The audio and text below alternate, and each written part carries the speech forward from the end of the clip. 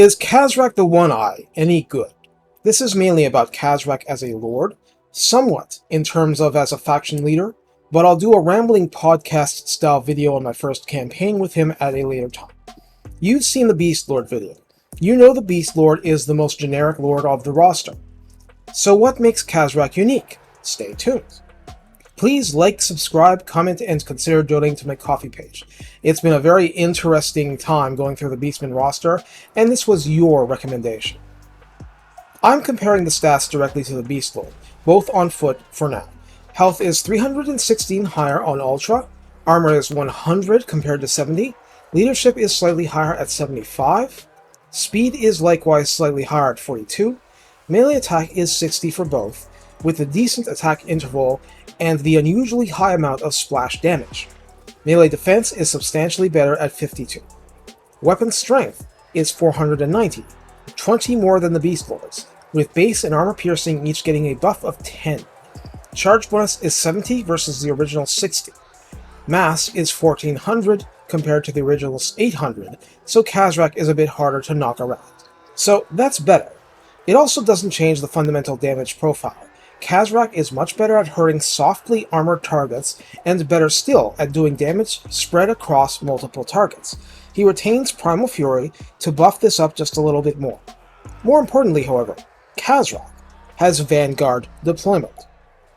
It's not an exaggeration to say that Khazrak's entire leadership style revolves around ambush and Vanguard deployment.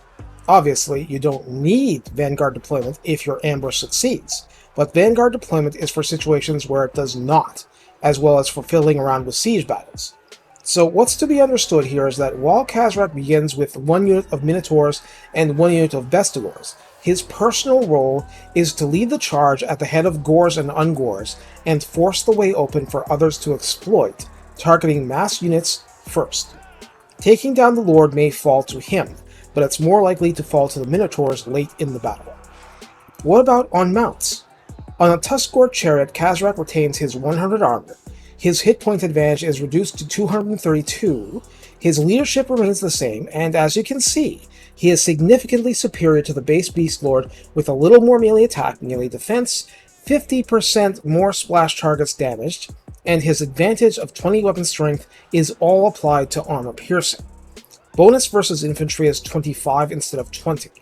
Charge bonus is still 10 more for 84 total. How about Razor Gores? Armor is now equal. HP and leadership still favor Khazrak as before, and actually the differences are perfectly mirrored. That includes the 6 splash targets versus 4 in pitched melee that does matter, and that is especially true with Khazrak. As a faction, the Warhorde of the One-Eye grants minus 15% dread cost for all unit capacity upgrades, which means you can get advanced units faster provided you've devastated enough stuff in a blood ground around a Herdestone to get the marks of ruination required to be able to purchase unit cap upgrades at all. Note that for purposes of this, heroes do not count as units. We mean things like harpies and giants. Evasion chance when using the beast paths, the underway-like stance, is plus 15%, and it specifies that a plus 15 chance to ambush, offensively in normal stance and defensively in camp stance, applies to all armies. Yes, that means Taurox too, and that means Taurox is without his own faction mechanics if confederated by Khazrak at the cost of 1200 dread, but he's still a bruiser.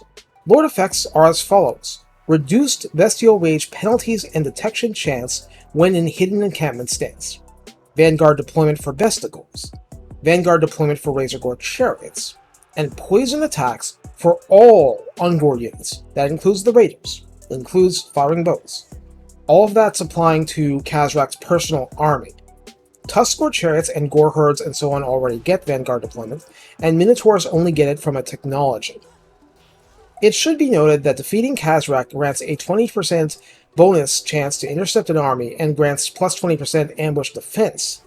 So yeah, don't get Khazrak beaten lightly.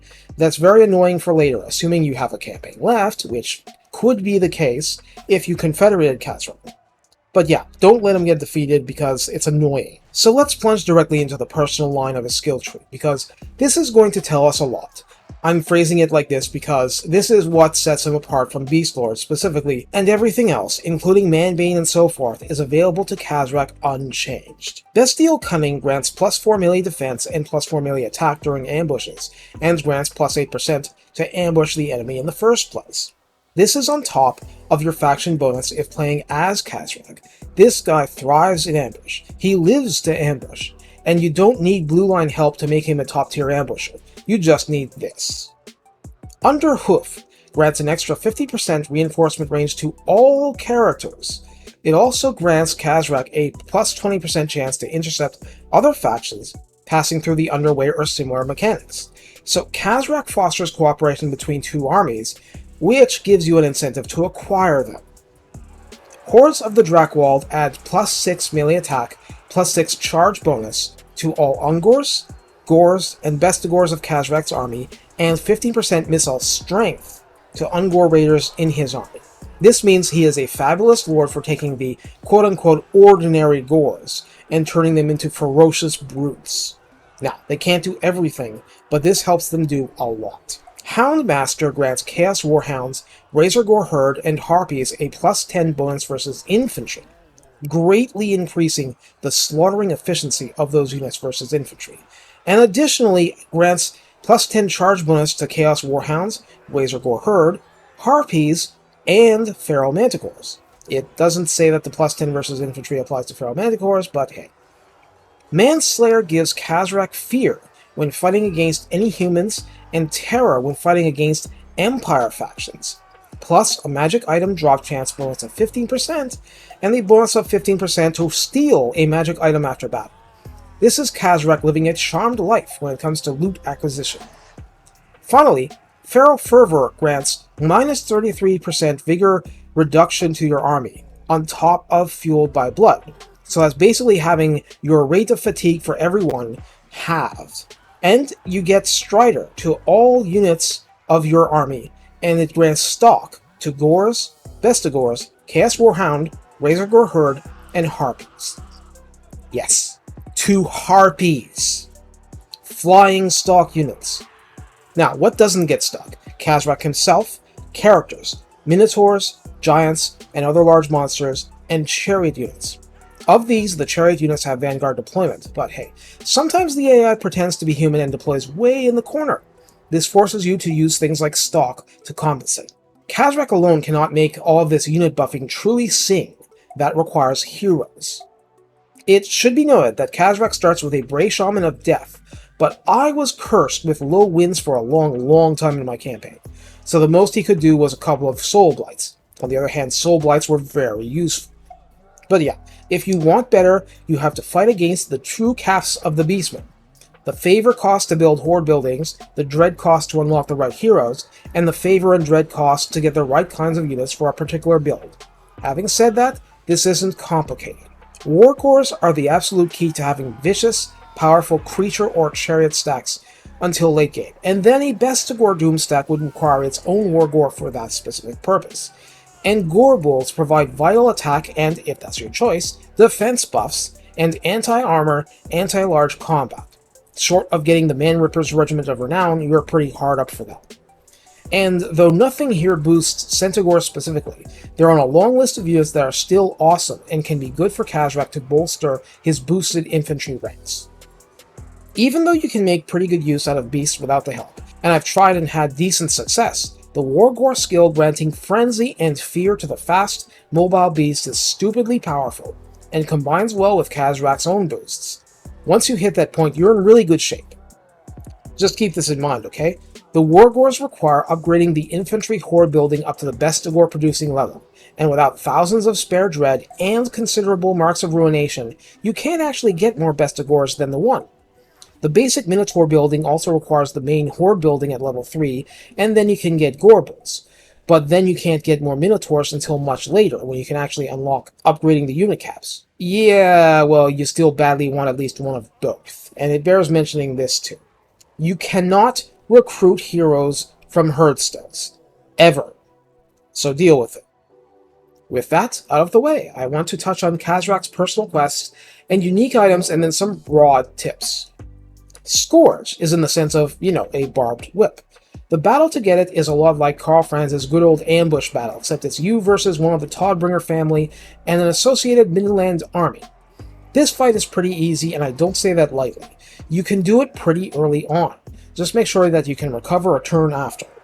The weapon jacks up all Khazrak's advantages, granting 10% more post-battle loot, plus 5 Chaos Undivided Corruption in the local province, melee attack plus 10, minus 16 leadership to any unit it strikes for 10 seconds, and an active ability that buffs for 35 seconds, raising splash power by 50%. Gives a bonus versus infantry of plus 32, and raises both flavors of damage by 25% from Kazarak's personal smiting. That's a lot. The Darkmail's quest opens up at level 12. What you need to know about this is that it's against Beastmen, and this includes some Minotaurs along the way and one Cygor way in the back of the third army that comes at you. Maybe some Centaurs too. Now, since these are fellow Beastmen, their Minotaurs aren't heavily armored, but depending on how thinly you're set up for anti-large units, this can still be a daunting challenge early on. It's pretty routine later. The item itself gives 10 armor, minus 10% to enemy hero success chance, and 20% spell resistance full time. But when Khazrak is engaged in melee, an additional set of effects kick in, granting plus 30 armor, plus 20% damage resistance, that is, ward save, and plus 25% spell resistance. If you actually bothered to pick up Uncanny Senses, this would give you a total of 140 armor, 20% ward save, and 60% spell resistance. Try Spirit Leeching now, vamps.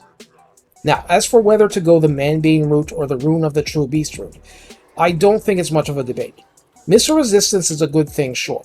However, at 140 armor when engaged in melee, you're only stacking against specialized stuff like Dark Shards, and you should be wrecking them with chariots regardless. I think 10% bonus weapon strength for your entire force, regardless of what type of unit that force is composed of, it's a bigger help. I've given you some hints already, but when you get down to it, a lot of army compositions can work. It's just that you're shackled with what you can field for a fair part of the game. In the end, even though he doesn't give them special targeted buffs, a couple of Minotaurs with great weapons, and a couple of Giants, and you're ridiculously well equipped against cavalry, mounted lords, and cities for that matter. You can even start doing the previously unthinkable and auto-resolving some of the stuff instead of using stealthy units to try and sneak in the back of the city. Note for that, Ungors with their super low armor piercing are horror bad at breaking gates. If you want to actually break gates, send something with high AP, like Razor Gore Chariots, or Khazrak on a Razor Gore Chariot. The rest really comes down to the entourage.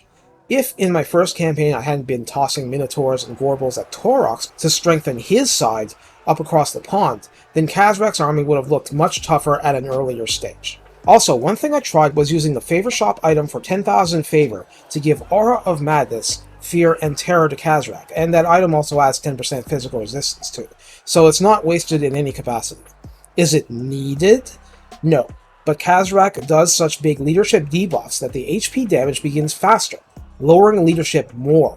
But my starting Bray Shaman of Death could have handled it fine if I hadn't been in weak Winds of Magic areas for 50 turns. Remember, Beast Kids, bonuses to Winds of Magic when increasing don't mean a hill of bones if it's not increasing, and you have no army stance to force it up. Well, you do have the short victory. Wipe out Todbringer and raise enough settlements. That's when it got better for me. What's a Purple Sun and no Winds of Magic? No Winds of Magic. Khazrak is considered the, quote, weakest, unquote, of the 4 legendary lords, and in personal combat this might be true despite his strong and reliable items. But he quickly comes to thrive in a campaign, turning into an ambush machine, and is difficult to discover or dislodge. Give him the right hired help, and his army becomes a true menace. And just because chariots aren't supposed to defeat cavalry or monsters, doesn't mean they can't, especially with armor-piercing damage. Just drive that melee attack number high enough, and Khazrak will do just fine. Take care and have fun raffle rolling over your enemies. It has not gotten old for me yet.